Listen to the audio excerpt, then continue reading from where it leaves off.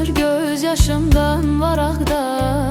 Xoşbəxt yaşa sən təki bu haqda düşünmə. Öz canım üçün biter bu kədərdə. Bilmək olmaz nələr var qədərdə. Bir təbəssüm dağ çəkər bu dərdə. Üzülmə. Yanımda ol, varlığın hiss edim duyum mən. Məst olum gül qoxundan uyum mən. İstərəm çininə baş qoyum mən ölüncə. Yetər ki gəl ürək dərd, gözlərim yol çəkir. Min təsəlli eyləyər bir sətir. Tək səninlə bağlıdır hər fikir, düşüncə. Gəl gör, üzür məni bu tənhalıq necə.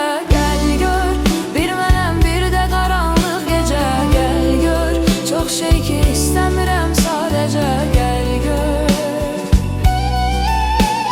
gəl gör, üzür məni bu tənhalıq necə. Gəl gör, bir mənəm bir də qaranlıq gecə. Gəl gör, çox şey ki istəmirəm sadəcə. Gəl gör.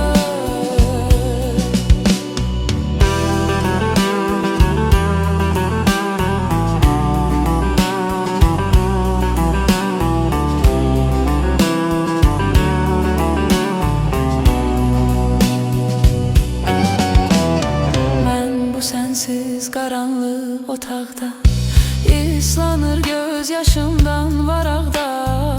Xoşbəxt yaşa sən təki bu haqda düşünmə. Yanımda ol, varlığın hiss edim